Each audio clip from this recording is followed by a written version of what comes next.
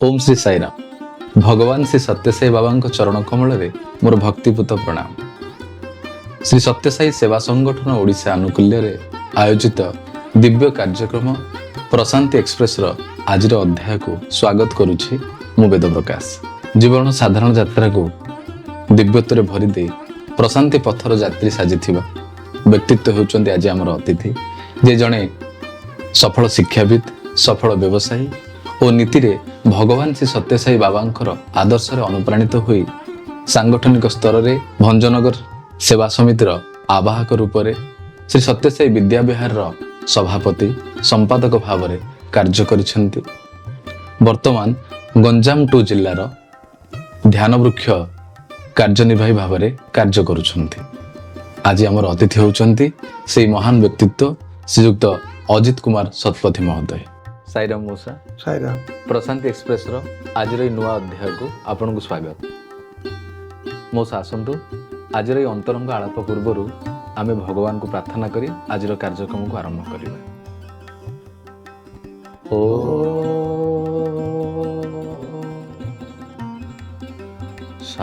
ईश्वराय विद्महे सत्यदेवाय धीमहि तन्नः सर्व प्रचोदयात्। मौसा केमिति अछंती? बहुत बढ़िया छे। मौसा, भगवान श्री सत्यसाई बाबा आपन जीवन को किपरि प्रवेश करथिले और कहा माध्यम रे प्रथम प्रवेश करथिले? मो स्कूल रे पाठ पढ़ुवा समय रे मोर नना मो फादर हठात घर को गोटे बाबा फोटो आनी बाबा समस्त कहते ये भगवान, किंतु किए आम घरे विश्वास करनथिले कि बुझी पार नथिले भगवान कौन, मनीषटी किमती भगवान हो पारे किए गुरुत्व दे नथिले। किंतु नना तांको आसिकरी फोटो को आनी घरे पूजा आरंभ कले एवं धीरे धीरे से एते ओतप्रोत भाव में जड़ित हो गले बाबा सांगे जे कि घरे तांका दायित्व कमिगला। सी जदि गोटे मैनेजर थिले गोटे आरसीएमएस सरकारी कार्य गोटे अनुष्ठान रे से कार्य को मध्य अवहेला कले, किसी घर को अवहेला कले, केवल भगवान पाखे से धीरे धीरे मजिगले। एवं से इमिति समय आसला आम घरे बाबा को नहीं झड़ सृष्टि है एवं घरे आर्थिक अवस्था सृष्टि है। बो और नना मध्य अशांति लगी रहा एवं समय आसला बाबा फोटो को नहीं मो बो बाहर बाड़ी फोपाड़ी दिए एवं कहे मो यही लोक आम घर आज भांगी जाऊँ, मो परिवार भासी जाऊँ, तेणुक मुझे ग्रहण करें। एमती संघर्ष लगी रहा एवं नना गोटे निष्पत्ति ये भगवान मुझे ही पूजा करी ही माने। यही संघर्ष भितर बो अधा पागली हो गला एवं आमर दायित्व मुझे से नहीं पारा नहीं। मो बड़ भौणी मो दायित्व आम नौता। धीरे धीरे बो 2 थर सुइसाइड अटेम्प्ट करथिला। जो आमर कैंपस थिला सोसाइटी से क्वार्टर भितर आम रोलु से पाखे गोटे कुह थिला, से कुह से आत्महत्या उद्यम करथिला। किंतु से दरवान भगवान कृपार बंचे देते। तापर भगवान को बहुत प्रार्थना करते मो नना जे मते समस्या टिके मुकुलांतु। सी बुझीपारुनी तुम भगवान बोली, मु बुझे भी पारुनी, तांको मते उद्धार करंतु। आ भितरे मोर जने संपर्क पीसी नानी भंजनगर थांती, से बाबा को बहुत भल पाती और बाबा जड़े विश्वस्त भक्त कहले अत्युक्ति हम। सी मो बो को बहुत बुझे तथापि बो बुझी नथिला। दिने नना गोटे प्रस्ताव देले मु चल समस्ते पुट्टपर्ती जीवा, कि बो तो को कहले से शुणव ना। मुझे पीस नानी तरफ प्रस्ताव आसी से नानी मो बो को बुझेला, मो जेजेमा को बुझेला। मो जेजेमा भी विरोध करते। शेषकू 1972 मसीह पुट्टपर्ती जावाई एक प्रकार निष्पत्ति है। आम जाइलु से तो बहुत कष्ट थिला यात्रा।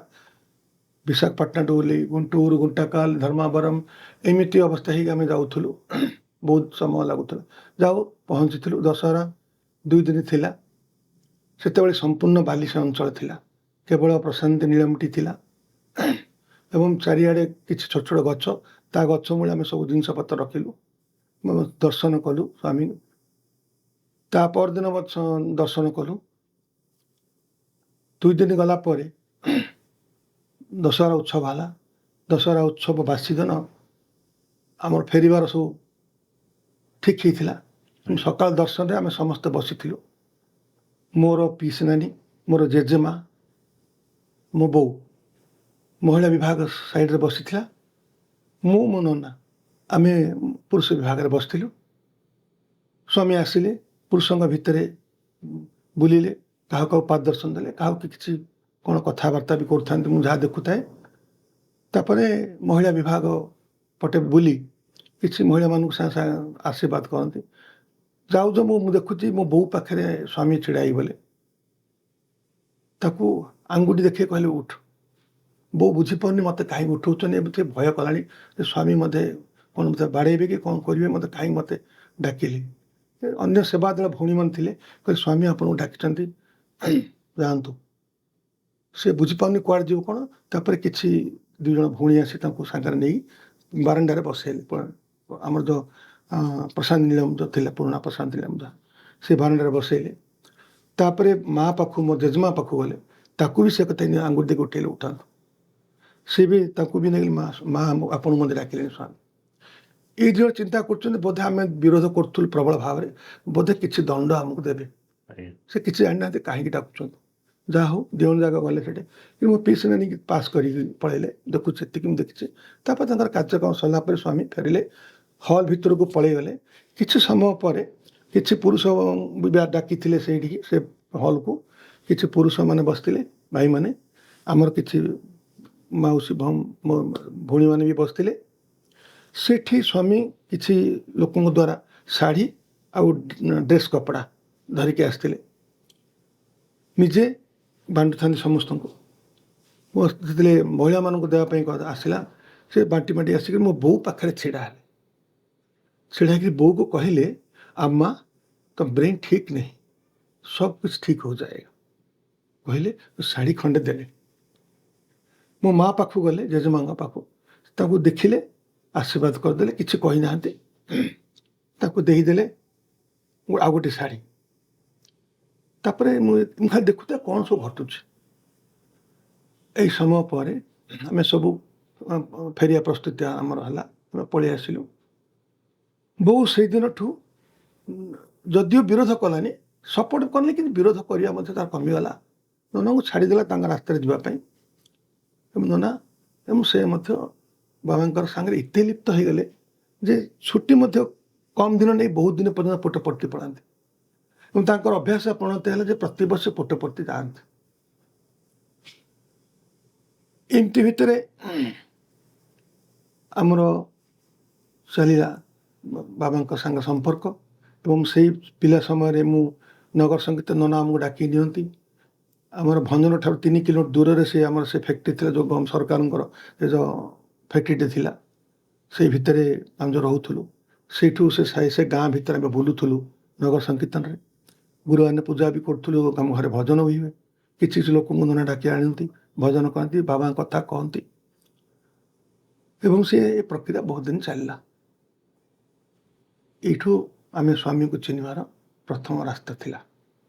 ମୋ ସହିତ ଥିଲା ଭଗବାନଙ୍କୁ ଆପଣ ଜାଣିବାର ପ୍ରଥମ ପର୍ଯ୍ୟାୟ। ଭଗବାନଙ୍କୁ ଆପଣ ଦର୍ଶନ କଲେ, ଜାଣିଲେ, କିନ୍ତୁ ଭଗବାନ ସତ୍ୟସାଇ ବାବା ଯେ ପ୍ରକୃତରେ ଈଶ୍ୱର, ଏ ଦୃଢ଼ ବିଶ୍ୱାସ ଆପଣଙ୍କର କେବେ ଆସିଲା?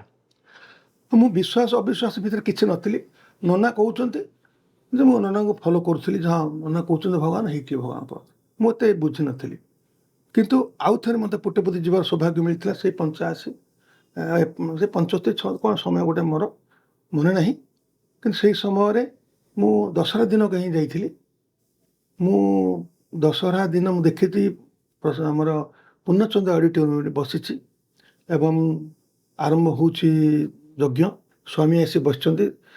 10ଟା ପାଖାପାଖି ହେବ ସମୟରେ ସିଂହାସନ ବସିଛନ୍ତି ଏବଂ ପଣ୍ଡିତମାନେ ଯଜ୍ଞ ପାଇଁ ଆୟୋଜନ କରୁଛନ୍ତି। ସ୍ୱାମୀ ଉଠିକିରି କିଛି ହାତ ଦେଖେଇଲେ ଏବଂ କିଛି କିଛି କ'ଣ ସେ ହାତରୁ ଝରିଲା, କ'ଣ ପଡ଼ିଛି ମୁଁ ଦେଖିନି, କିନ୍ତୁ କିଏ କହିଲା ନବରତ୍ନ ସୃଷ୍ଟି କଲେ ବୋଲି, ଯାହା ମୁଁ ଦେଖିଲି ସେଠି। ତାପରେ ପୁଣି ସେ ଆସନରେ ଆସି ସ୍ୱାମୀ ବସିଲେ। ତାପରେ ଜଣେ ବୟସ୍କ ଲୋକ, ଜଣେ ଲମ୍ବା ବୟସ୍କ ଲୋକ, 2 ଜଣ ଲୋକ ହାତ ଧରି ମେଣ ଧରିକିରି ଆଣିଲେ ଭିତରକୁ। ମୁଁ ପଚାରିଲି ଇଏ କିଏ? ସେ ଲୋକଙ୍କୁ ପଚାରି, ସେ କହିଲେ ଇଏ ହେଉଛନ୍ତି ଶେଷମା ରାଜୁ, ସ୍ୱାମୀଙ୍କର ବଡ଼ ଭାଇ। ମୁଁ ଦେଖିଥିଲି ତାଙ୍କୁ ପ୍ରଥମ ଥର ସେ ସାକ୍ଷାତକାର ହେଇଥିବ। ମୁଁ ଜାଣିଲି ଶେଷମା ରାଜୁ କ'ଣ ଥିଲେ। ପରବର୍ତ୍ତୀ ପର୍ଯ୍ୟାୟରେ ମୁଁ ଜାଣିଲି ଶେଷମା ରାଜୁଙ୍କର ଭୂମିକା କ'ଣ ଥିଲେ ସ୍ୱାମୀଙ୍କ ସାଙ୍ଗରେ। ଏବଂ ସେ ଆସିକି ବାବାଙ୍କୁ ପ୍ରଣାମ କଲେ। ମୁଁ ସେ ଆଶ୍ଚର୍ଯ୍ୟ ହେଇଗଲି ଯେ ବାବାଙ୍କର ବଡ଼ ଭାଇ ଏତେ ବୟସ୍କ, ମୋ ସ୍ୱାମୀ ବାବାଙ୍କୁ ମୁଣ୍ଡିଆ ମାରୁଛନ୍ତି, ତାହେଲେ ଏ ସାଧାରଣ ମଣିଷ ହେଇନଥିବେ କଥା। ଏଇଠୁ ମୋର ବିଶ୍ୱାସ ଦୃଢ଼ ହେଲା। ଏବଂ ତାର କିଛି ସମୟ ପରେ ଆଉ ଜଣେ ଲୋକ ଆସିଲେ। ମୁଁ ତା ପଚାରିଲି ସେ କି, ତାଙ୍କ ପରିଚୟ ପଚାରିଲେ। ମୁଁ ଅନ୍ୟମାନେ କହିଲେ ଏଇଠି ଏନ୍ କସ୍ତୁରୀ, ବାବାଙ୍କର ବଡ଼ ଭକ୍ତ। ସେ ଆଣି ଗୋଟେ ମାଠିଆଟେ ଦେଖେଇଲା ମୁଁ ସମସ୍ତଙ୍କୁ, ଏବଂ ସେ ମାଠିଆଙ୍କୁ ଶିଡ଼ିଙ୍କର ଉପରେ ରଖାଗଲା। ସ୍ୱାମୀ ସେ ଟେକି ଧରିଥାନ୍ତି ଏବଂ ସ୍ୱାମୀ ତାଙ୍କର ହାତକୁ ଗାଉନଟାକୁ ଉଠେଇ ଦେଇ ହାତ ମାରିବା ଆରମ୍ଭ କଲେ ଏବଂ ଅଜସ୍ର ବିଭୂତି ଝରିଲା। ମୁଁ ଆଶ୍ଚର୍ଯ୍ୟ, ଏ ବିଭୂତି କେଉଁଠି ଏତେ ଆସୁଛି? ପୁଣି ହାତ ବାହାର କରିଦେଲେ, ବିଭୂତି ବନ୍ଦ ହେଇଯାଉଥାଏ। ପୁଣି ଏଇ ହାତ ପୁଣି ମାରନ୍ତି, ପୁଣି ଆଉ ଥରେ ବୁଲାନ୍ତି, ପୁଣି ବିଭୂତି ଝରେ। ଏତେ ପରିମାଣ ବିଭୂତି ଆସିଲା, ମୁଁ ଭାବିଲି ଏ ଆସୁଛି କେଉଁଠୁ? ମୁଁ ମୋ ମନରେ ସୃଷ୍ଟି ନାହିଁ, ଯାଦୁ ବିଦ୍ୟା ବି ଲୋକ ତ କରୁଛନ୍ତି ନା, ମୁଁ ଦେଖିଛି ବିଭିନ୍ନ ଜାଗାରେ, ଏଇଟା ବି ହେଇଥାଇପାରେ। ଏଇ ଦ୍ୱନ୍ଦ୍ୱ ଭିତରେ ଭଗବାନ ମଣିଷ, ଯାଦୁକର ମଣିଷ, ଯାଦୁକର ଭଗବାନ, ଏଇ ଦ୍ୱନ୍ଦ୍ୱ ଭିତରେ ହିଁ ଦେଖୁଥାଏ ସବୁ। ଏମିତି ସମସ୍ୟା ହେଲା, ଆଶ୍ଚର୍ଯ୍ୟ ବି ଖୁସି ବି ହେଲି। ଏବଂ ଆମେ ପୁଣି ଫେରିଲୁ ଭଞ୍ଜନଗର। ସେଇ ଭଗବାନଙ୍କର ଭଜନ ନାମ ସଂକୀର୍ତ୍ତନ ଆମ ଘରେ ହୁଏ। ଧୀରେ ଧୀରେ ସେ ଭଜନ ଘରେ ଆମ ଜାଗା ହେଲାଣି ଏବଂ ସେଇଟା ଗୋଟେ ଭଞ୍ଜନଗରର ଆଉ ଗୋଟେ ଘରେ ଟାଉନର ଜଣଙ୍କର ଘରେ ପୂଜା ଆରମ୍ଭ ହେଲା ଏବଂ ସେଇଠି ସମସ୍ତେ ଏକଜୁଟ ହେଲୁ। ଗୁରୁବାର ଦିନ ସମସ୍ତେ ଭଜନ, ସେଠି ସାପ୍ତାହିକ ଭଜନ ସବୁବେଳେ ଚାଲିଲା। ତାପରେ ମୋର ଦୃଢ଼ ବିଶ୍ୱାସଟା ଭଗବାନ ପ୍ରତି ଆସିଲା। ମୁଁ ଯେତେବେଳେ IE ଫାର୍ଷ୍ଟ ଇୟର ପଢ଼ୁଥିଲି, ମୁଁ ଶୁଣିଲି କଲେଜରୁ ଫେରିଲା ବେଳେ, ମୋ ବୋଉ କହିଲା ଯେ ମୋ ନାନୀ ଯେଉଁ ପିଇସି ନାନୀ କଥା ମୁଁ କହୁଥିଲି, ତାଙ୍କ ଘରୁ ବିଭୂତି ଝରୁଛି। ମୁଁ ସାଙ୍ଗେ ସାଙ୍ଗେ ମୋର ବହିପତ୍ର ଥୋଇ ଧାଇଁଗଲି ଦେଖିବା ପାଇଁ। ଦେଖିଲି ସତ୍ୟସାଇ ବାବାଙ୍କର ଫଟୋ, ଆଉ ଶିବଙ୍କର ଫଟୋ, ଆଉ ଦୁର୍ଗାଙ୍କର ଫଟୋରେ ଛୋଟ ଛୋଟ ଛୋଟ ଛୋଟ ବିଭୂତି ଟୋପା ବିରିଯାଇ ଆକୃତିର ଫ୍ରେମ୍ରେ ଲାଗିଛନ୍ତି। ତାଙ୍କର ଫ୍ରେମ୍ ବାହାର, ଆଉଟସାଇଡ୍ ଫ୍ରେମ୍ଟା ଲାଗିଛନ୍ତି ଟୋପା ଟୋପା ହେଇକି। ଦେଖିଲି, ବୋଉ ଆସି କହିଲେ ହଁ ଦେଖିଲି ଲାଗିଛି। ଠିକ୍ ଅଛି। ତା ଦ୍ୱିତୀୟ ଦିନ ଖବର ପାଇଲି ସେ ଟୋପା କୁଆଡ଼େ ବଡ଼ ବଡ଼ ହେଇଗଲାଣି, ବସନ୍ତ ଟୋପା ଭଳି ବଡ଼ ବଡ଼ ହେଇଗଲାଣି। ମୁଁ ପୁଣି ଦ୍ୱିତୀୟ ଦିନ ଗଲି ଦେଖିବା ପାଇଁ ମତେ। ସତ ସେଇ ଫ୍ରେମ୍ଟା ପୁରା ବଡ଼ ବଡ଼ ଟୋପାରେ ଭର୍ତ୍ତି ହେଇଗଲାଣି ଏବଂ କାଚ ଉପରେ ମଧ୍ୟ ଛୋଟ ଛୋଟ ଛୋଟ ଛୋଟ ବିଭୂତିର ଆସିଗଲାଣି, ସ୍ପଟ୍ସ ପଳେଇ ଆସିଲାଣି। 3ଟା ଫଟୋରେ, ଖାଲି ସ୍ୱାମୀଙ୍କର ଫଟୋ ନାହିଁ। ତାପରେ ତୃତୀୟ ଦିନକୁ ଦେଖିବାକୁ ଗଲି, ସେ ବିଭୂତି ସମ୍ପୂର୍ଣ୍ଣ ଭର୍ତ୍ତି ହେଇଗଲାଣି 3ଟା ଫଟୋ। ଏବଂ ଚତୁର୍ଥ ଦିନ ସେ ଫଟୋର ବିଭୂତି ତଳେ ଖସିବା ଆରମ୍ଭ ହେଲା ଏବଂ ତଳେ କାଗଜ ଦିଆଯାଇଥିଲା ଏବଂ ସେ ସବୁ କଲେକ୍ସନ୍ ହେଉଥିଲା ସେ ବିଭୂତି ଗୁଡ଼ାକ ତଳେ। ଏବଂ ପଞ୍ଚମ ଦିନ ସମ୍ପୂର୍ଣ୍ଣ ଭାବରେ ବିଭୂତି ଝରିବା ବନ୍ଦ ହେଇଯାଇଥିଲା ଏବଂ ସେ ବିଭୂତିରୁ କିଛି ଆମ ଘରକୁ ନାନୀ ପଠାଇ ଦେଇଥିଲା। ଏବଂ ମୋତେ ସେତେବେଳେ ମୋର ଟିକେ ସନ୍ଦେହ ଥିଲା ଯେ ଆମ ଘରେ ଥିବା ବିଭୂତି ଆଉ ସ୍ୱାମୀଙ୍କର ବିଭୂତି ସମାନ ନା ଅଲଗା। ସେଇ ଦ୍ୱନ୍ଦ୍ୱ ମଧ୍ୟ ମୋର କିଛି ଅଂଶ ଥିଲା ଏବଂ ସେତେବେଳେ ମୁଁ ଏ ହାତରେ ମୋ ଘର ବିଭୂତି ଏବଂ ସ୍ୱାମୀଙ୍କର ବିଭୂତି ନେଇ ଦେଖୁଥିଲି, ଇଏ କେମିତି ଆର ସ୍ମେଲ୍ ଆର ଟେଷ୍ଟ ବହୁତ ଅଲଗା ଥିଲା। ଯାହା କହନ୍ତି ଆକାଶ ପାତାଳ ଫରକ ଥିଲା। ଏ ବିଭୂତି ସମ୍ପୂର୍ଣ୍ଣ ଧଳା ଥିଲା ଏବଂ ପଲିସ୍ ଥିଲା, ଏକଦମ ଚିକ୍କଣ ଥିଲା, ଯାହା କହନ୍ତି ସିନ୍ଥେଟିକ୍ ଟାଇପ୍ର। ଏତେ ସ୍ମେଲ୍, ଏତେ ସୁନ୍ଦର ସୁଗନ୍ଧ ଥିଲା। ଆମର ବିଭୂତିର ଅଲଗା ଥିଲା, ଫ୍ଲେଭର ଥିଲା, ଅଲଗା କଲର୍ ବି ଥିଲା। ସେଥିରେ ମୁଁ ଦୃଢ଼ ବିଶ୍ୱାସ ହେଲି। ମୋ ଆଖି ଆଗରେ କଣ୍ଟିନ୍ୟୁ ସେ ଦେଖି ଯାଉଛି ତାର ଆରମ୍ଭରୁ ଶେଷ ପର୍ଯ୍ୟନ୍ତ। ମୁଁ 100% ହେଲି ପୁଟପ୍ରତି ଦେଖିଥିବା ବାବାଙ୍କର, ସେଇ ବିଭୂତି ଦର୍ଶନ ଦେଖିଥିବା କସ୍ତୁରୀଙ୍କର, ଆଉ ଆଜି ଭଞ୍ଜନଗରରେ ନାନୀଙ୍କ ଘରେ ଝରୁଥିବା ସେ ବିଭୂତି ଚମତ୍କାରତା। ସେଇଦିନ ମୁଁ ଶତକଡ଼ା 100% ମୁଁ ମନକୁ ସ୍ଥିର କରିଦେଲି, ସେ ସାଧାରଣ ମଣିଷ ନୁହନ୍ତି, ସେ ହିଁ ଭଗବାନ। ନନା ଯାହା କହୁଥିଲେ ସେ ସତ। ମୁଁ ସେ ସବୁଦା ବିଭୂତି ଆମ ଘରେ ମିଶାଇ ଦେଇଥିଲି ଏବଂ ସେଦିନଠୁ ମୁଁ ସ୍ୱାମୀଙ୍କୁ ସମ୍ପୂର୍ଣ୍ଣ ରୂପେ ଭଲ ପାଇଥିଲି, ବିଶ୍ୱାସ କରିଥିଲି, ଆଉ ଯେଉଁଟାକି ଆଜି ପର୍ଯ୍ୟନ୍ତ ହିଁ ଅଛି ମୋ ସାଙ୍ଗରେ। ସ୍ୱାମୀ ଅଛନ୍ତି, ମୁଁ ଅଛି। ମଉସା ସ୍ୱାମୀ କହୁଥିଲେ ଯେ ଆସ ମୋତେ ପରୀକ୍ଷା କର, ତାପରେ ମୋତେ ନେଇ ଜୀବନରେ ଗ୍ରହଣ କର। ତେଣୁ ଭଗବାନଙ୍କୁ ଭଗବାନ ଭାବରେ ଗ୍ରହଣ କରିବା ପୂର୍ବରୁ ଆପଣ ଅନେକ ପରୀକ୍ଷା କରିଥିଲେ ଏବଂ ଏ ପରୀକ୍ଷାରେ ମଧ୍ୟ ଆପଣ ଉତ୍ତୀର୍ଣ୍ଣ ହୋଇଛନ୍ତି, ଯାହାଫଳରେ ଭଗବାନ ଆପଣଙ୍କ ଜୀବନକୁ ଦୃଢ଼ ବିଶ୍ୱାସର ସହିତ ଭଗବାନଙ୍କୁ ଆପଣ ଧରି ରଖିଥିଲେ। ଆଜ୍ଞା। ତେବେ ମଉସା, ଭଗବାନ ଯେଉଁ ସୁନ୍ଦର ସଂଗଠନଟେ ତିଆରି କରିଛନ୍ତି, ଶ୍ରୀ ସତ୍ୟସାଇ ସେବା ସଂଗଠନ, ଆପଣ ଭଗବାନଙ୍କୁ ଦୃଢ଼ ଭାବରେ ଈଶ୍ୱର ବୋଲି ଭାବିବା ପରେ ସେ ସଂଗଠନ ସହିତ କିପରି ଜଡ଼ିତ ହେଲେ? ପ୍ରାୟ ଆମର ମନେ ପଡ଼ୁଛି 2002ରେ ମୁଁ ସଂଗଠନ ସାଙ୍ଗରେ ଯୋଡ଼ି ହେଲି। ମଉସା କଲେଜରେ ପଢ଼ୁଥିବା ସମୟରେ 1977 ମସିହାରେ ଭଗବାନଙ୍କୁ ଆପଣ ଦୃଢ଼ ବିଶ୍ୱାସ ଭାବରେ ନିଜ ଜୀବନ ଗ୍ରହଣ କରିଥିଲେ। 1977ରୁ 2002 ଏତେ ବଡ଼ ବ୍ୟବଧାନ ଲାଗିଗଲା ଆପଣଙ୍କୁ ସଂଗଠନକୁ ଆସିବା ପାଇଁ। ଏହା ପଛର କାରଣଟି କ'ଣ ମଉସା? କାରଣ ଏହା ଥିଲା, ମୁଁ କଲେଜ ସରିଗଲା ପରେ ଗ୍ରାଜୁଏସନ୍ ମୁଁ ଚାକିରି ନକରି ବ୍ୟବସାୟ କରିବା ପାଇଁ ମନସ୍ଥ କରିଥିଲି ଏବଂ ବ୍ୟବସାୟ ଭିତରେ ଆରମ୍ଭ କରିଥିଲି। ମୋର କଣ୍ଟ୍ରାକ୍ଟରେ ଲାଇସେନ୍ସ କରି ଆରମ୍ଭ କଲି। ମୁଁ ସେ କଣ୍ଟ୍ରାକ୍ଟରେ ପରେ ପରେ ଫ୍ୟାକ୍ଟ୍ରି ବନ୍ଦ କଲି ଭୁବନେଶ୍ୱରରେ, ପେଣ୍ଟସ୍ ଫ୍ୟାକ୍ଟ୍ରି। ସେଠି ମୁଁ ପଳେଇ ଆସିଲି ଭୁବନେଶ୍ୱର। ତା ଭିତରେ ମୋର ବାହାଘର ବି ହେଲା। ସେ ମଧ୍ୟ ଜଣେ ସାଇ ପରିବାର ଏବଂ ବାଲ ବିକାଶ ଛାତ୍ରୀ, ଭଲ ଭଜନ ଗାଆନ୍ତି। ସେ ବି ଆଜି ଡିଷ୍ଟ୍ରିକ୍ଟର ସେବା କୋଅର୍ଡ଼ିନେଟର ଅଛନ୍ତି। ଜଣେ ବେଦ ମଧ୍ୟ ସେ ଶିଖିଛନ୍ତି ଏବଂ ଅନ୍ୟମାନଙ୍କୁ ଶିକ୍ଷା ଦେଉଛନ୍ତି। ତାଙ୍କର ସାଙ୍ଗରେ ମୋର ବାହାଘର ହେଲା ପରେ ମୁଁ ସମୟ ଦେଇପାରିନି। ମୋର ବ୍ୟବସାୟ, ମୋର ପରିବାର ଭିତରେ ମୁଁ ସଂଗଠନକୁ ଆଉ ଆସିପାରିନଥିଲି। ମୋର ସେଇଠୁ ମୁଁ ଫେରିଥିଲି ରାଜନୀତିକୁ। ଭୁବନେଶ୍ୱରରୁ ପଳେଇ ଆସିଥିଲି ଗାଁକୁ। ଗାଁରେ ମୋର ଗୋଟେ ସମୟ ଆସିଥିଲା, ସେମିତି ମୋତେ ରାଜନୀତି କରିବାକୁ ବାଧ୍ୟ ହୋଇଥିଲି। ମୁଁ ରାଜନୀତି ଭିତରେ ପଶିଲା ପରେ ବ୍ୟବସାୟ ପୁଣି ଆରମ୍ଭ ହେଲା ଗାଁରେ। ସେଇଠୁ ରାଜନୀତି ବ୍ୟବସାୟ ଭିତରେ ପୁଣି ଜଡ଼ିତ ହୋଇଗଲି। ସେଇଠି ମନ୍ଦିର କିଛି ନଥିଲା, ତେଣୁକରି କୌଣସି ପ୍ରକାର ସଂଗଠନ ସାଙ୍ଗରେ ମୁଁ ଆଉ ସାମିଲ ହୋଇପାରିଲି। କାରଣ ଭଞ୍ଜନଗର ଥିଲାବେଳେ ମୁଁ ଯଦିଓ ଯାଉଥିଲି ଭଜନକୁ, କିନ୍ତୁ ଆମ ଘରେ ହିଁ ଭଜନ ହେଉଥିଲା ଗାଁରେ। ତେଣୁ ଘରେ ଆମେ ଗୁରୁବାର ଦିନ ନନା ଆମେ ସମସ୍ତେ ଘର ପରିବାର ଭଜନ କରୁଥିଲୁ। ଏବଂ ଯେତେବେଳେ ରାଜନୀତିର ସମୟ ଚାଲିଥାଏ ଏବଂ ପିଲାମାନେ ପାଠ ପଢ଼ିବା ପାଇଁ ଆରମ୍ଭ କଲେ, ମୁଁ ସେତେବେଳେ ଭଞ୍ଜନଗର ପୁଣି ମୁଁ ଫେରି ଆସିଥିଲି। ଯଦିଓ ମୁଁ ରାଜନୀତି କ୍ଷେତ୍ରରେ ସରପଞ୍ଚ ବି ଥିଲି, MLAଙ୍କର ଜିଲ୍ଲା ପ୍ରତିନିଧି ବି ଥିଲି, ସେହି ସମୟରେ ମୁଁ ଫେରିଥିଲି ଭଞ୍ଜନଗର। ପିଲା ପାଠ ପଢ଼ିବା ପାଇଁ ମୁଁ ଭଞ୍ଜନଗର ଆମେ ସବୁ ପଳେଇ ଆସିଲୁ। ତାପରେ ଭଞ୍ଜନଗର ମନ୍ଦିର ପାଇଁ ମୋ ସ୍ତ୍ରୀ କହିଲେ ମୋତେ ନେଇକରି ମନ୍ଦିରରେ ଛାଡ଼ିଦିଅ, ମୁଁ ମନ୍ଦିରକୁ ଯିବି ଏବଂ ତାଙ୍କୁ ମନ୍ଦିର ନେଇକି ଛାଡ଼ିବା ଆରମ୍ଭ କଲି। ଏବଂ କିଛି ଦିନ ଗଲା ପରେ ମୋ ସ୍ତ୍ରୀ କହିଲେ ଯେ ତୁମେ କାହିଁକି ସଂଗଠନ ସାଙ୍ଗରେ ଯୋଡ଼ି ହେଉନ, ମନ୍ଦିରକୁ କାହିଁକି ଆସୁନ? ଯେହେତୁ ମୁଁ କହିଲି ମୁଁ ମୋ ପାରିବାରିକ ଜୀବନ ଭିତରେ ମୁଁ ସ୍ୱାମୀଙ୍କୁ ରଖିଛି ଏବଂ ସଂଗଠନ ମୋର ଯିବାର ଆବଶ୍ୟକତା କ'ଣ ଅଛି। କିନ୍ତୁ ସ୍ତ୍ରୀ କହିଲେ ସଂଗଠନରେ କିଛି କାମ ମଧ୍ୟ ସ୍ୱାମୀ ଦିଅନ୍ତି ଏବଂ ସେଥିରେ ବି କିଛି କରନ୍ତି, ତୁମେ କାହିଁ ସଂଗଠନକୁ ଆସ। ଏବଂ ତାଙ୍କୁ ନେବା ଆଣିବା ସମୟରେ ମୁଁ ପୁଣି ସଂଗଠନରେ ସାମିଲ ହୋଇଗଲି। 2002ରେ ମୁଁ ମନ୍ଦିରକୁ ଗଲି, ମନ୍ଦିର କାର୍ଯ୍ୟକ୍ରମ ଭିତରେ ସାମିଲ ହେଲି, ସେବା କାମ ଭିତରେ ସାମିଲ ହେଲି। ବ୍ୟବସାୟ, ରାଜନୀତି ଏବଂ ମୋର ସଂଗଠନ ଉଭୟ ଚାଲିଥିଲା। ମଉସା, ଆପଣ ଯେତେବେଳେ ସଂଗଠନ ସହିତ ସକ୍ରିୟ ଭାବରେ ଜଡ଼ିତ ହେଲେ, ତା ପୂର୍ବରୁ ତ ଆପଣ ବ୍ୟକ୍ତିଗତ ସାଧନା କରୁଥିଲେ, ଭଗବାନଙ୍କୁ ନେଇ ନିଜ ଜୀବନଯାପନ କରୁଥିଲେ। ଯେତେବେଳେ ସଂଗଠନ ସହିତ ଓତପ୍ରୋତ ଭାବେ ଜଡ଼ିତ ହେଉଛନ୍ତି, ସେ ସମୟରେ ଆପଣଙ୍କ ଭିତରେ କ'ଣ ପରିବର୍ତ୍ତନ ଆସିଲା? ମୁଁ ଯେତେବେଳେ ପର୍ସନାଲ ସାଧନାରେ ଥିଲି, କିନ୍ତୁ ଯେତେବେଳେ ସଂଗଠନକୁ ଆସିଲି, ମୁଁ ସ୍ୱାମୀଙ୍କ ସଂଗଠନରେ ସାମିଲ ହୋଇଗଲି। ସ୍ୱାମୀଙ୍କର ଯେଉଁ ସୈନ୍ୟ, ଯେଉଁ ଆର୍ମି ଥିଲେ, ମୁଁ ସେମାନଙ୍କୁ ନେଇକରି କାମ କରିବା ଆରମ୍ଭ କଲି, ଯେଉଁଟାକି ବହୁତ ଆନନ୍ଦ ଦେଇଥିଲା, ଖୁସି ଲାଗିଥିଲା। ମଉସା, ସେବା କଥା ଆସିଲେ ଆମ ସମସ୍ତଙ୍କର ମାନସ ପଟରେ ପ୍ରଶାନ୍ତି ସେବା କଥାଟି ଆପେ ଆପେ ଚାଲି ଆସେ। ତେଣୁ ଏ ଦିବ୍ୟ ପ୍ରଶାନ୍ତି ସେବା କରିବାର ସୁଯୋଗ ଆପଣ କେବେ ପ୍ରଥମେ ପାଇଥିଲେ? ମୋତେ 2002ରେ ମିଳିଲା ସେ ସୁଯୋଗ। ସାନିଟେସନ୍ କାମ ମୋତେ ମିଳିଥିଲା ପୁଟପର୍ତ୍ତିରେ। ସେଇଠୁ ଆଜି ପର୍ଯ୍ୟନ୍ତ ପ୍ରାୟ 15-17 ଥର ପାଖାପାଖି ମୁଁ ପ୍ରଶାନ୍ତି ସେବାରେ ଯୋଗ ଦେଇଛି। ଭଗବାନ କୁହନ୍ତି ତାଙ୍କ ଇଚ୍ଛା ବିନା କିଛି ହୁଏ ନାହିଁ।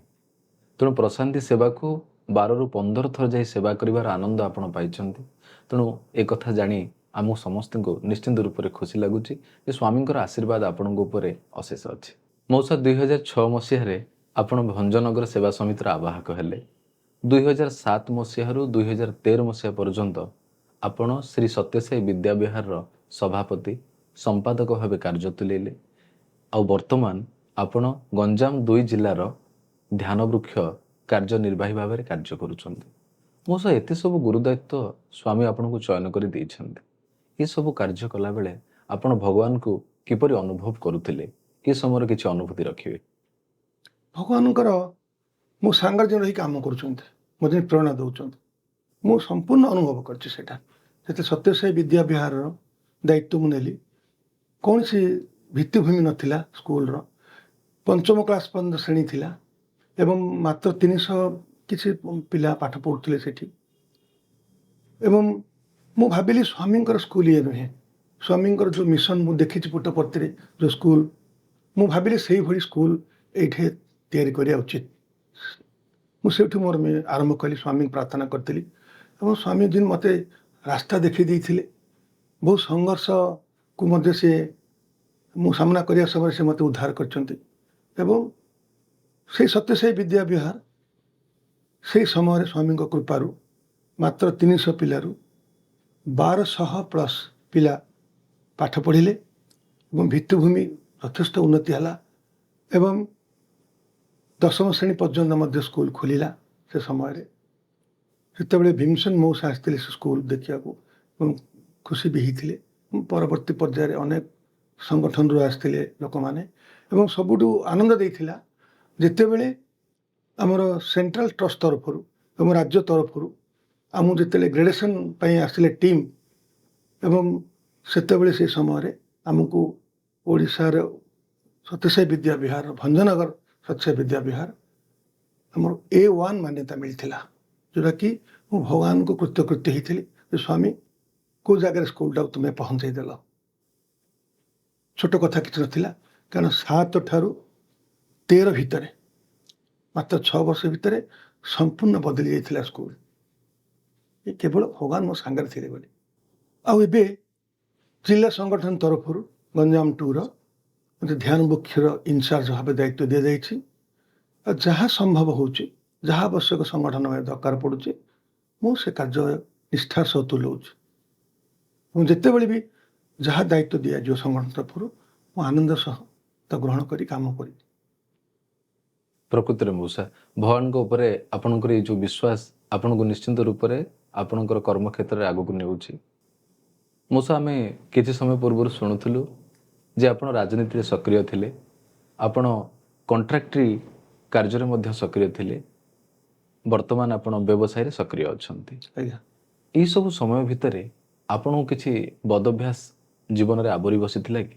हाँ थिला बोले कॉन्ट्रैक्टिंग करी से कॉन्ट्रैक्टर सांग मान संपर्क आसी सिगरेट पीवा आरंभ करी जोटा कि मो नना देखी घरे कही बो पचारा मु स्वीकार करी दोष को एवं मु निष्पत्ति करी ना मो नना आत्मसम्मान हानि होची मु सिगरेट पीबी ना एवं पुटपर्ती आसती निष्पत्ति करी स्वामी पारे स्वामी मो जीवन सारा मु सिगरेट पीबी ना मु छाड़देली सेमती आमिष 2002 जिते मु संगठन में मिसिली मु देखिली स्वामी चाहती संगठन जो मैंने मिशंती आमिष खाଇବା उचित नुहे बोली तेणुक मुझे निष्पत्ति नहीं पुटपर्ती ही आसिक स्वामी पाखे कही स्वामी मु संगठन जेहेतु मिसिली मो जीवन में केवे आमिष भक्षण करी ना ताहा भी सबुदिन छाड़ी आज पर्यटन कौन आमिष भक्षण करनी सब बड़ कथा मो जीवन कि मु आल्कोहल केवे छुईनी केवे ग्रहण भी करनी केते लोकंर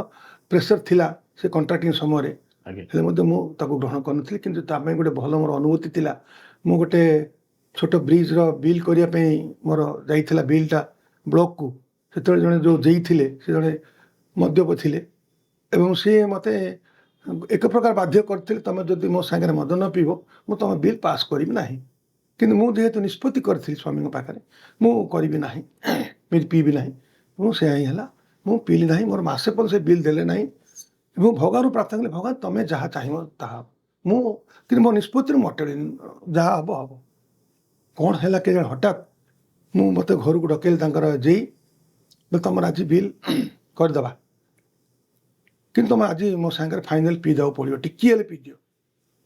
ତାଙ୍କ ସ୍ତ୍ରୀ ହଠାତ୍ ଆସିଲେ, ସିଧା ଆରମ୍ଭ କଲେ ଯେ ତମେ ତ ମଦ ପିଇକି ନଷ୍ଟ ହେଲ, ଅନ୍ୟମାନଙ୍କୁ କାହିଁ ବାଧ୍ୟ କରୁଛ, ତାଙ୍କ ବିଲ୍ ଆଜି ହିଁ ହେବ। ମୁଁ ଆଶ୍ଚର୍ଯ୍ୟ ହେଇଥିଲି, ତାଙ୍କ ସ୍ତ୍ରୀ ମୋ ପାଇଁ କାହିଁ ଓକିଲାତି କଲେ। ଇଏ ସ୍ୱାମୀଙ୍କର ହିଁ ଭାଷା ଥିଲା, ତାଙ୍କ କଣ୍ଠରେ ମଧ୍ୟ ବସିଥିଲେ, ତୁ ବଲବତ ବିଲ୍ କରିବୁ। ହେଇଥିଲା ସେଦିନ ବିଲ୍ ହେଇଥିଲା। ମୁଁ କୃତ୍ୟ ହେଇ ଭଗବାନ ପାଖରେ ମୋ ଶପଥକୁ ତମେ ମୋତେ ପରୀକ୍ଷା କରୁଥିଲ ଏବଂ ମୁଁ ପରୀକ୍ଷାରେ ପାସ୍ ହେଇଗଲି, ଯେହେତୁ ତମେ ମୋ ସାଙ୍ଗରେ ଥିଲ ବୋଲି। ଏହା ମୋର ଗୋଟେ ବଡ଼ ଅନୁଭୂତି ଥିଲା, ମୁଁ ସେଇଟାକୁ ମୁଁ ଭୁଲି ପାରୁନି କେବେ ହେଲେ। ସତ କଥା ମଉସା, ଆପଣଙ୍କ କଥାରୁ ଆମେ ଅନୁଭବ କରିପାରୁଛୁ ଯେତେବେଳେ ଆମେ ଭଗବାନଙ୍କ ଉପରେ ଆମ ଜୀବନର ସମସ୍ୟାକୁ ଦେଇଦେଉ, ତାଙ୍କ ପାଖରେ ସମର୍ପଣ କରିଦେଉ, ଭଗବାନ କୌଣସି ନା କୌଣସି ରୂପରେ ଆସି ଆମକୁ ରକ୍ଷା କରନ୍ତି। ମଉସା, 2012 ମସିହାରେ ସାଇ ଗୁରୁକୁଳ ନାମରେ ଏକ ବିଦ୍ୟାଳୟ ଆପଣ ସ୍ଥାପନ କଲେ, ଯେଉଁଠି ଶ୍ରୀ ସତ୍ୟସାଇ ସେବା ସଂଗଠନର ସମସ୍ତ ନିୟମ ପାଳନ ହୁଏ। ମଉସା, ଆପଣ ତ ଶ୍ରୀ ସତ୍ୟସାଇ ବିଦ୍ୟାବିହାରର ସଭାପତି ଥିଲେ, ସମ୍ପାଦକ ଥିଲେ ଏବଂ ସେ ସ୍କୁଲର ଅନେକ ଉନ୍ନତି ମଧ୍ୟ କରାଇଥିଲେ।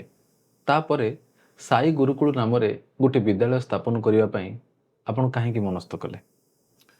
ଇଏ ଗୋଟେ ଜର୍ଣ୍ଣି ଥିଲା। କ'ଣ, ଯେତେବେଳେ ପ୍ୟାରେଣ୍ଟସ୍ ମାନଙ୍କର ମିଟିଂ ହୁଏ, ପ୍ୟାରେଣ୍ଟସ୍ ମାନଙ୍କର ଗୋଟେ ଅନୁରୋଧ ଥିଲା ସବୁବେଳେ ଯେ ଆମେ ବହୁତ ଦୂରରୁ ଆସିକି ଗୋଟେ ଘର ଭଡ଼ା ନେଇକରି ପାଠ ପଢ଼ୁଛୁ ପିଲାମାନଙ୍କୁ, ଆଉ ଏଇ ସଂସ୍କାର ପିଲାମାନେ ଯେଉଁ ସତ୍ୟସାଇ ବିଦ୍ୟାବିହାରରେ ପାଉଛନ୍ତି, ସେମିତି ଗୋଟିଏ ବ୍ୟବସ୍ଥା ଆମକୁ କରନ୍ତୁ ଯେଉଁଟାକି ଆମକୁ ପିଲାମାନେ ରହିକିରି ପାଠ ପଢ଼ନ୍ତୁ। ସେ ଜିନିଷ ମୋତେ ଇନ୍ସପାୟାର କରିଥିଲା ଏବଂ ଯେହେତୁ ସଂଗଠନ ଦ୍ୱାରା ସେ କାର୍ଯ୍ୟକ୍ରମ ହେଇପାରିଲା ନାହିଁ ଯେ ଆବାସିକ ବିଦ୍ୟାଳୟ କରିବା ପାଇଁ, ସେ ବହୁତ ଗୁରୁ ଦାୟିତ୍ୱ ସେ କାମ। ମୁଁ ଭାବିଲି ସ୍ୱାମୀଙ୍କର ସେଇ ଆଦର୍ଶ ଯାହା ଅଛି ନିୟମ, ତାକୁ ନେଇକରି ଗୋଟେ ରେସିଡେନ୍ସି ସ୍କୁଲ କରି, ଯାହା ଭଞ୍ଜନଗରରେ ରେସିଡେନ୍ସ ସ୍କୁଲ ହିଁ ନଥିଲା। ମୁଁ ଦେଖିଲି ଏଇଟା ନିଶ୍ଚୟ ଆବଶ୍ୟକ ଅଛି ଏବଂ ଯେହେତୁ ପ୍ୟାରେଣ୍ଟସ୍ ମାନେ ଅନୁରୋଧ କରୁଛନ୍ତି, ମୁଁ ତାଙ୍କ ପାଇଁ ମୁଁ ସେଇଭଳି ଗୋଟେ ଅନୁଷ୍ଠାନଟେ କରିବା ନିଷ୍ପତ୍ତି ନେଲି। ଏବଂ ଯେହେତୁ ରେସିଡେନ୍ସି ସ୍କୁଲ, ଇଏ ଡେ ବୋର୍ଡିଂ ନାହିଁ, ବାହାରୁ ପିଲା ଆସି ପାଠ ପଢ଼ନ୍ତି, ବିଭିନ୍ନ ଜିଲ୍ଲାରୁ ଆସନ୍ତି ପିଲାମାନେ, ଏବଂ ସେମାନଙ୍କୁ ମୁଁ ସତ୍ୟସାଇଙ୍କର ସଂଗଠନର ଆଦର୍ଶ ନୀତି ନିୟମ ଭିତରେ ମୁଁ ସେଇ ସ୍କୁଲକୁ ପରିଚାଳିତ କରୁଛି ଏବଂ ପିଲାଙ୍କୁ ସେଇ ଭିତରେ ହିଁ ମୁଁ ଅନୁପ୍ରାଣିତ କରାଉଛି, ବିଭିନ୍ନ କାର୍ଯ୍ୟକ୍ରମ ଭିତରେ ପିଲାଙ୍କୁ ସାମିଲ କରୁଛି, ଯେଉଁଦ୍ୱାରା କି ଆଜି ସେମାନେ ସମ୍ପୂର୍ଣ୍ଣ ସୁନ୍ଦର ଭାବରେ ବେଦ ପାଠ କରିପାରୁଛନ୍ତି, ଭଜନ ବୋଲି ପାରୁଛନ୍ତି, ସେବା କାମ ମଧ୍ୟ ବିଭିନ୍ନ ଜାଗାରେ କରୁଛନ୍ତି ଏବଂ ସଂଗଠନର ପ୍ରତ୍ୟେକ କାର୍ଯ୍ୟରେ ସେମାନେ ସାମିଲ ବି ହେଉଛନ୍ତି, ଯେଉଁଟାକି ଗୋଟେ ଆଉ ଏକ ଆମକୁ ଗୋଟେ ବଳ ମିଳିଲା ଯେ ସ୍ୱାମୀଙ୍କର ଆଉ କିଛି ପିଲା ରେସିଡେନ୍ସିଆଲ ରହିକରି ସେମାନଙ୍କୁ ସେ ସୁଯୋଗ ମୁଁ ଦେଇପାରିଲି, ଯେଉଁଟାକି ଭଗବାନ କୃପା ଥିଲା ଏବଂ ବହୁତ ପିଲାମାନେ ଅନୁପ୍ରାଣିତ ହେଇଛନ୍ତି, ସ୍ୱାମୀଙ୍କୁ ଭଲ ପାଉଛନ୍ତି। ଅଭିଭାବକଙ୍କର ଏ ବର୍ଷ ପତିଯାତ୍ରା ହେଇଥିଲା, ସେଠି ମଧ୍ୟ ଆମର ଟିଚର୍ସ ମାନେ, ଅଭିଭାବକ ମାନେ ଆସିଥିଲେ, ପ୍ରାୟ 14 ଜଣ ଧରିକି ଆସିଥିଲି। ମୁଁ ସେମାନେ ଦେଖିକରି କହିଲେ ଏ ଦ୍ୱିତୀୟ ସ୍ୱର୍ଗ, ଏବଂ ମୋର ଇଚ୍ଛା ଥିଲା ଯେ ସେଇ ଟିଚର୍ସ ମାନେ ସ୍ୱାମୀଙ୍କୁ ଦେଖନ୍ତୁ, ସ୍ୱାମୀଙ୍କ ଆଦର୍ଶକୁ ଅନୁପ୍ରାଣିତ କରନ୍ତୁ, ପିଲାମାନଙ୍କୁ ସେଭଳିଆ ଟ୍ରେନିଂ ଦିଅନ୍ତୁ, ଏଇଟା ମୋର ଇଚ୍ଛା ଥିଲା। ମୁଁ ଆସିଥିଲେ, ବହୁତ ଖୁସିରେ ସେମାନେ ଯାଇଛନ୍ତି, ଫେରିଛନ୍ତି ଏ ବର୍ଷ। ଆଉ ଗୋଟେ କଥା, ବିଦ୍ୟାଳୟ ବିଷୟରେ ଗୋଟେ ଅନୁଭୂତି କଥା କହିବି, ଖୁସି କଥା, ଯେଉଁଟାକି ଯେତେବେଳେ ମୁଁ ଆରମ୍ଭ କରିଥିଲି, ମୁଁ ଭଗବାନଙ୍କୁ ପ୍ରାର୍ଥନା କରିଥିଲି ସଂଗଠନର କର୍ମକର୍ତ୍ତା ଦ୍ୱାରା ହିଁ ମୁଁ ସ୍କୁଲ ପ୍ରତିଷ୍ଠା କରିବି, ଏବଂ ସେ ଅନୁରୋଧ ରକ୍ଷା କରିଥିଲେ ମୋର ପ୍ରାକ୍ତନ ସଭାପତି ସଂଗଠନର ହରେକୃଷ୍ଣ ମଉସା, ଆଉ ପ୍ରାକ୍ତନ ଆମର ସେତେବେଳର ସେକ୍ରେଟାରୀ ଥିଲେ ଆମର ପରଶୁରାମ ମଉସା। ଏ 2 ଜଣ ଆସିଥିଲେ ଏବଂ ପ୍ରତିଷ୍ଠା ଉତ୍ସବ ଯୋଗ ଦେଇକି ପ୍ରତିଷ୍ଠା କାର୍ଯ୍ୟରେ ସହଯୋଗ କରିଥିଲେ। ଏବଂ ଆମ ସାଇ ଗାୟତ୍ରୀ ପାଠ ହେଇଥିଲା, ରୁଦ୍ରମ ହେଇଥିଲା, ସମସ୍ତ ସାଇ ଭାଇ ମାନେ ଆସିଥିଲେ, ସମସ୍ତଙ୍କୁ ନେଇକି ସେ କାର୍ଯ୍ୟକ୍ରମ ସେଦିନ ଆରମ୍ଭ ହେଇଥିଲା। ମଉସା, ସ୍ୱାମୀଙ୍କ ସହିତ ଏମିତି କିଛି ଅନୁଭବ କୁହନ୍ତୁ ଯାହା ଆପଣଙ୍କ ମାନସ ପଟରେ ଆଜି ବି ସୁରକ୍ଷିତ, ଯାହାକୁ ଆପଣ କେବେ ବି ଭୁଲି ପାରିବେ ନାହିଁ। ବଡ଼ ଚମତ୍କାର, ସେ ଅନୁଭୂତି ଅବିସ୍ମରଣୀୟ, ଯାହା ଆଜି ପର୍ଯ୍ୟନ୍ତ ମୁଁ ଭୁଲିନି କି ଭୁଲି ପାରିବି, କାରଣ ମୋତେ ଦ୍ୱିତୀୟ ଜନ୍ମ ଦେଇଛନ୍ତି ସେ। 2006ରେ ମୁଁ ଆବାହକ ହେଇଥିଲି, 7ରେ ମୁଁ ସଭାପତି ଦାୟିତ୍ୱ ନେଇଥିଲି ବିଦ୍ୟାବିହାରର। ସେହି ସମୟରେ ମୋର ସ୍ପାଇନାଲ କର୍ଡ ପ୍ରୋବ୍ଲେମ୍ ହେଲା, ଯେଉଁଟାକି ଧୀରେ ଧୀରେ ମୋର ପାରାଲିସିସ୍ ଆଟାକ୍ କରିଗଲା ରାଇଟ୍ ହ୍ୟାଣ୍ଡ ଗୋଡ଼ଟା। ସେତେବେଳେ ଡକ୍ଟରମାନଙ୍କୁ ଯାହା ଦେଖେଇଲି ଓଡ଼ିଶାରେ ସେମାନେ କହିଲେ ଇଏ ଜଟିଳ ଅସ୍ତ୍ରୋପଚାର ହେବ ଏବଂ ଇଏ ଓଡ଼ିଶାରେ ହେବନି, ଇଏ ବାହାରେ କୋଉଠି କରିବାକୁ ପଡ଼ିବ। ସେତେବେଳେ ମୁଁ ଶୁଣିଥିଲି ପୁଟପର୍ତ୍ତିରେ ଆମର ସୁପର ମେଡ଼ିକାଲରେ ଖୋଲିଥିଲା ଅର୍ଥୋପେଡିକ୍ସ ଡିପାର୍ଟମେଣ୍ଟ। ମୋର ବଡ଼ ଶଳା ଉଦୟ ଶଙ୍କର ମିଶ୍ରଙ୍କୁ ଏ ବିଷୟ କହିଥିଲି ଏବଂ ତାଙ୍କୁ ନେଇ ମୁଁ ପୁଟପର୍ତ୍ତି ଯାଇଥିଲି ସେ ମେଡ଼ିକାଲକୁ ଏବଂ ସେଇଠି ମୁଁ ପରୀକ୍ଷା କରେଇଥିଲି କ'ଣ ହେଇପାରିବ।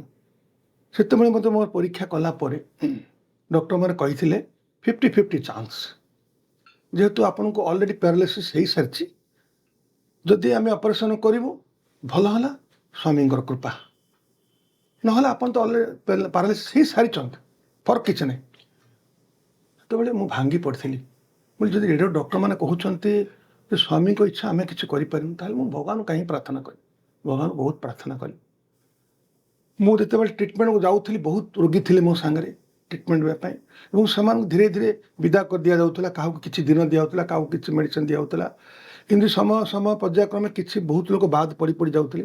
ମୁଁ ଭାବୁଥିଲି ମୋତେ ବାଦ ପଡ଼ିଯିବ କି, କିନ୍ତୁ ସବୁଦିନ ପ୍ରାର୍ଥନା ଥିଲା ପ୍ରଭୁ ମୋତେ ରକ୍ଷା କରନ୍ତୁ। କାରଣ ମୁଁ ଗୋଟେ ଜୀବନ ମରଣ ସମସ୍ୟା ଭିତରେ ପଡ଼ିଗଲି। ଠିକ୍ ଟାଇମ୍ରେ ପିକ୍ ଟାଇମ୍ରେ ପିଲା ଜଣେ କଲେଜ ପଢ଼ୁଛି, ଆଉ ଜଣେ ମେଟ୍ରିକ୍ ସତ୍ୟସାଇ ବିଦ୍ୟାବିହାରରେ ମୋ ସାନ ପୁଅଟା ପଢ଼ୁଛି ମେଟ୍ରିକ୍ ସେ ବର୍ଷ। ଏଇ ଘଟସନ୍ଧି ମୁହୂର୍ତ୍ତରେ ମୋର ଲାଇଫ୍ରେ ଗୋଟେ ମୋଡ଼ ଆସିଗଲା, ସମସ୍ୟା ଆସିଗଲା। ସେ ପ୍ରାର୍ଥନାରେ ମୁଁ ଦେଖୁଛି ମୁଁ ବାଦ ପଡ଼ିଯାଉଛି କି, କିନ୍ତୁ ଧୀରେ ଧୀରେ ପ୍ରାୟ 100-150 ଲୋକ ରୋଗୀଙ୍କ ଭିତରୁ ମୁଁ ଧୀରେ ଧୀରେ 15 ରୋଗୀ ପର୍ଯ୍ୟନ୍ତ ମୁଁ ରହିଛି, ମୋତେ ବାଦ ଦିଆଯାଉନି।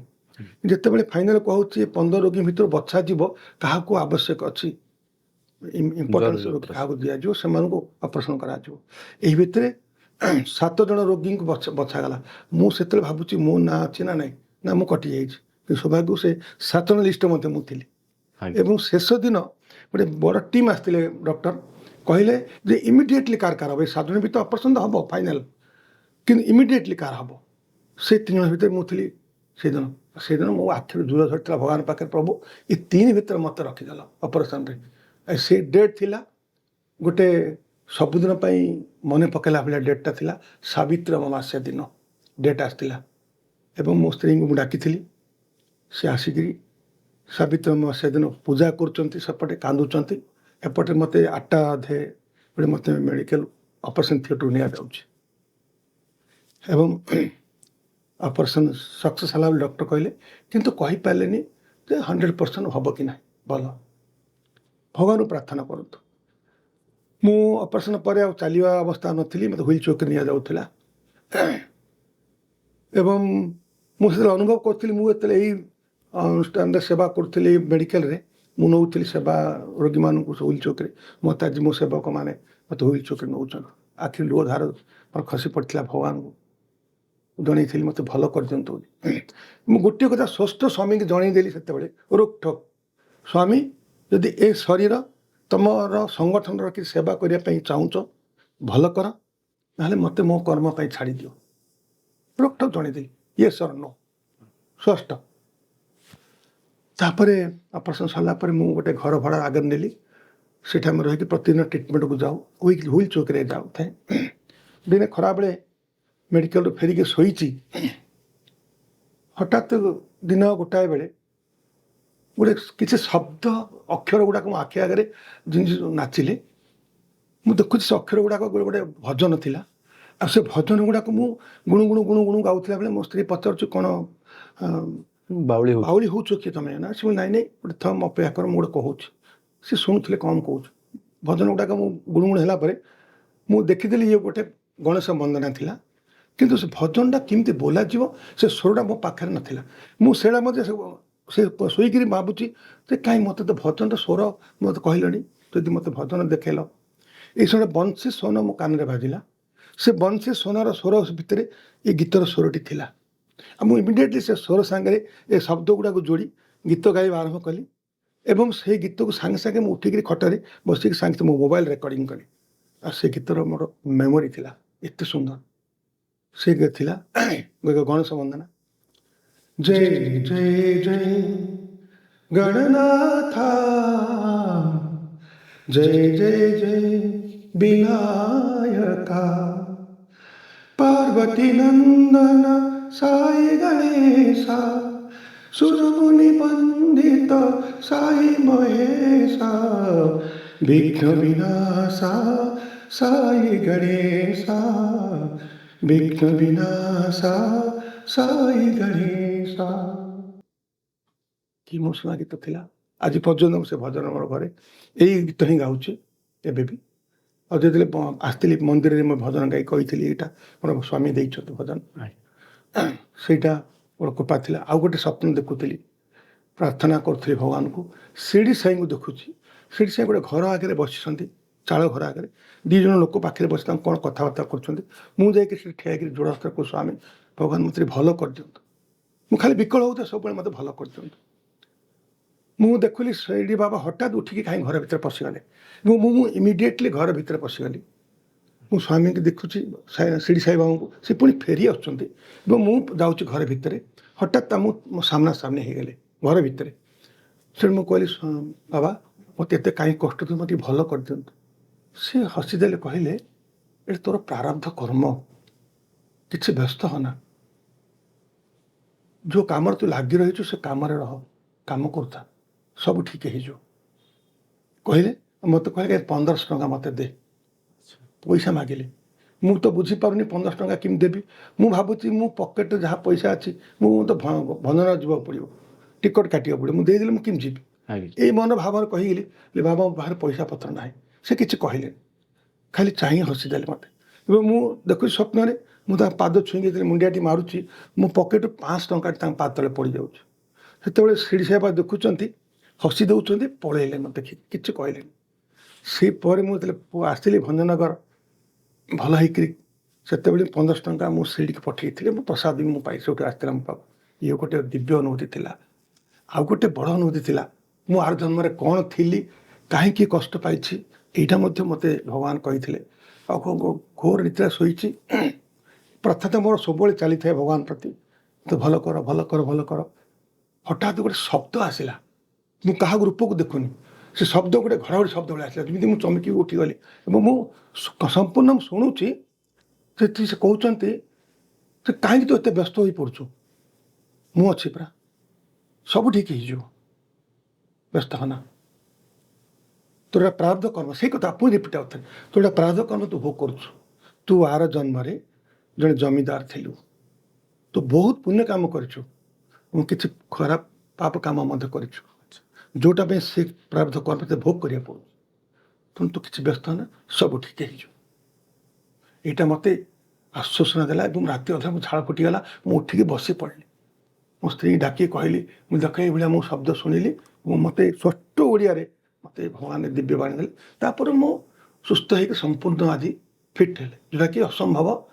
ସାଧାରଣ ଭାବରେ ମେଡ଼ିକାଲ ସାଇନ୍ସ କହୁଛି ସ୍ପାଇନାଲ୍ କର୍ଡ଼ରେ ଅନେକ ପ୍ରୋବ୍ଲେମ୍ ଆସେ, ଭଲ ହେଲେ ମଧ୍ୟ ବିଭିନ୍ନ ଅଙ୍ଗ ପ୍ରତ୍ୟଙ୍ଗ ବଙ୍କା ହେଇଯାଏ, ବିଭିନ୍ନ ଶରୀରର ବିଭିନ୍ନ ଜାଗାରେ ବିଭିନ୍ନ ରୋଗ ଲକ୍ଷଣ ଦେଖା ଦେଇଥାଏ, ଯେଉଁଟାକି ମୋ ପାଖରେ ସେଇଟା ହେଲାନି। ମୁଁ ଭାବୁଛି 90% ଉର୍ଦ୍ଧ୍ୱ ମୁଁ ସମ୍ପୂର୍ଣ୍ଣ ସୁସ୍ଥ ଏବଂ ଭଗବାନଙ୍କର ସେବାରେ ଆଜି ପର୍ଯ୍ୟନ୍ତ ଅଛି, ମରିବା ପର୍ଯ୍ୟନ୍ତ ରହିବି, ଏଇଟା ମୋର ଦୃଢ଼ ସଂକଳ୍ପ। ସିଏ ଯାହା କୁହନ୍ତୁ ନ କୁହନ୍ତୁ, କିନ୍ତୁ ସ୍ୱାମୀଙ୍କୁ ମୁଁ ଛାଡ଼ିବାର ନାହିଁ। ଆଉ କ'ଣ କରିଥାନ୍ତି ମୋ ପାଇଁ, ମୁଁ ଆଜି ଜିରୋରୁ ଆଜି ହିରୋ ହେଇ ପହଞ୍ଚିଛି। ଭଗବାନ ସବୁ ଦେଇ ଦେଇଛନ୍ତି, 2ଟି ସନ୍ତାନ ଦେଇଛନ୍ତି, ଯୋଗ୍ୟ ସନ୍ତାନ। ମୋ ସାନ ପୁଅ ଯିଏ ପଢ଼ୁଥିଲା ଶିକ୍ଷା ବିଦ୍ୟାଳୟ, ସେ ଆଜି ଲଣ୍ଡନ ତାକୁ ଚାକିରି ଦେଇଛନ୍ତି, ପୁଅର ବିଜନେସ୍ ସମ୍ଭାଳୁଛି, ମୁଁ ସ୍କୁଲ ଦେଖୁଛି। ଆଉ କ'ଣ ଦେଇଥାନ୍ତି ସ୍ୱାମୀ ଆମକୁ। ପ୍ରକୃତରେ ମଉସା, ଆପଣଙ୍କର ଏ ଦିବ୍ୟ ଅନୁଭୂତିକୁ ଶୁଣିଲା ପରେ ନିଶ୍ଚିନ୍ତ ରୂପରେ ଆମ ଭିତରେ ସେ ବିଶ୍ୱାସ ଆହୁରି ଦୃଢ଼ୀଭୂତ ହେବ ଯେ ଭଗବାନ ଆମ ଜୀବନରେ ଥିଲେ, ଜୀବନରେ ଆମେ ଭଗବାନଙ୍କୁ ନିଜ ଜୀବନର ସଖା କରିଲେ ସେ ଆମକୁ କୌଣସି ବି ବିପଦରୁ ରକ୍ଷା କରିବେ।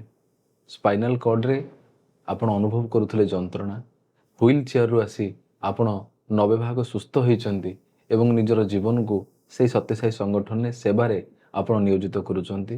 ଏହାଠୁ ବଡ଼ ଚମତ୍କାର ଆଉ କ'ଣ ହେଇପାରେ। ତେଣୁ ମଉସା, ଆଜି ତ ଆମେ ସମୟ ହେଇଗଲାଣି, ଆମେ ଶେଷ ସମୟରେ ପହଞ୍ଚିଲେଣି।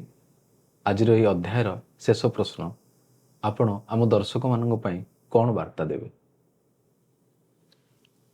ଏ କଥା ମୁଁ ଦୃଢ଼ ଭାବରେ କହିବି, ବିଶ୍ୱାସ ରଖ। ପ୍ରଥମ କଥା, ଦୃଢ଼ ବିଶ୍ୱାସ। ନିଶ୍ଚିତ ସ୍ୱାମୀ ଆମ ପାଖରେ ଅଛନ୍ତି। ସ୍ୱାମୀଙ୍କର କୋଟେସନଟାକୁ ସବୁବେଳେ ମନରେ ରଖ ଏବଂ ଦୃଢ଼ ଭାବରେ ରଖ। ସେ ଗୋଟିଏ କଥା, do your best, Sai will do the rest. ଆଠୁ ବଡ଼ କଥା କିଏ କହିପାରେ? ଜଣେ ବାପା କହିପାରେ ତାର ପୁଅକୁ, ବାପା ତୁ ସବୁ କରେ, ମୁଁ ତୋ ପଛରେ ଅଛି। ସେଇ ବିଶ୍ୱାସ, ଭରସା ସ୍ୱାମୀ ଆମକୁ ଦେଇଛନ୍ତି ଯେ ମୁଁ ଅଛି, ତୁ ତୋର ବେଷ୍ଟ କାମ କରେ। ତେଣୁ ମୁଁ ସମସ୍ତଙ୍କୁ କହିବି, ଆଜିର ଯୁବ ହୁଅନ୍ତୁ, ଆମର ସମାଜକୁ ଭଗବାନଙ୍କୁ ବିଶ୍ୱାସ କର, ଦୃଢ଼ ଭାବରେ ଭଲ ପାଅ, ହୃଦୟ ସହ କାମ କରିଯାଅ। ଗୀତାରେ କହିଲା ଭଳିଆ କାମ କରିବା ଆଉ କର୍ମ ଫଳକୁ ଆଶା ରଖନ। ସ୍ୱାମୀ ସେ କଥା ବୁଝି ଯୋଉଟା କହିଲେ, Sai will do the rest.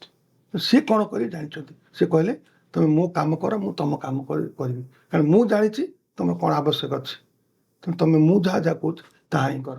ଯେଉଁଟାକି ପିଲାବେଳେ ସ୍ୱାମୀ କହିଥିଲେ, 15 ଦଳ ପିଲାମାନଙ୍କୁ ଡାକି କଇଁଆ ବା କଇଁଆ ଗଛ ମୂଳେ କହିଥିଲେ, ତୁମେ ଯାହା ମାଗିବ ମୁଁ ତାହା ଦେବି, କିନ୍ତୁ ମୁଁ ଯାହା କହିବି ତୁମେ ତାହା କରିବ। ସେଇ ଜିନିଷଟା ସ୍ୱାମୀ ସବୁବେଳେ କହୁଥିଲେ। ମୁଁ ସେଇ କଥା ସମସ୍ତଙ୍କୁ କହିବି ଯେ ସ୍ୱାମୀଙ୍କୁ ବିଶ୍ୱାସ ରଖ ଏବଂ ସେ ନିଶ୍ଚିତ ଭାବରେ ତମ କାମ କରି ପଳେଇବେ। ତେଣୁ ଆମେ ତାଙ୍କ କାମ କରିବାରେ ଲାଗି ରହିବା ସବୁବେଳେ। ଏଇଟା ହିଁ ସମସ୍ତଙ୍କୁ ଅନୁରୋଧ କରିବି। ଅନେକ ଅନେକ କୃତଜ୍ଞତା ମଉସା। ପ୍ରଶାନ୍ତି ଏକ୍ସପ୍ରେସର ଆଜିର ଅଧ୍ୟାୟ ପ୍ରକୃତରେ ହୃଦୟକୁ ଛୁଇଁଲା। ଆପଣଙ୍କର ଏହି ଦିବ୍ୟ ଅନୁଭୂତି ନିଶ୍ଚିନ୍ତ ରୂପରେ ସମସ୍ତଙ୍କ ହୃଦୟରେ ପହଞ୍ଚିବ। ମଉସା, ପ୍ରଶାନ୍ତି ଏକ୍ସପ୍ରେସ ପରିବାର ତରଫରୁ ଆମେ ଆପଣଙ୍କର ସୁସ୍ଥ ଓ ନିରାମୟ ଜୀବନ କାମନା କରୁଛୁ, ସ୍ୱାମୀଙ୍କ ପାଖରେ ପ୍ରାର୍ଥନା କରୁଛୁ ଏବଂ ସ୍ୱାମୀ ଆପଣଙ୍କୁ ଆଶୀର୍ବାଦ ରୂପରେ ଏହି 100ତମ ଜନ୍ମବାର୍ଷିକ ରୂପରେ ଏକ ଆଶୀର୍ବାଦ ପ୍ରେମର ସନ୍ତକଟି ରଖିଛନ୍ତି ଆପଣଙ୍କ ପାଇଁ। ଆମେ ଆଶା କରୁଛୁ ଆପଣଙ୍କୁ ସାଦରେ ଗ୍ରହଣ କରିବେ।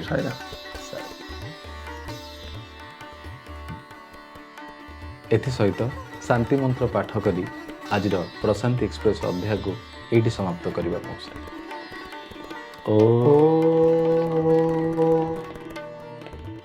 ଶାନ୍ତି ଶାନ୍ତି ଶାନ୍ତି ସମସ୍ତ ଲୋକା ସୁଖିନୋ ଭବନ୍ତୁ, ସମସ୍ତ ଲୋକା ସୁଖିନୋ ଭବନ୍ତୁ, ସମସ୍ତ ଲୋକା ସୁଖିନୋ ଭବନ୍ତୁ।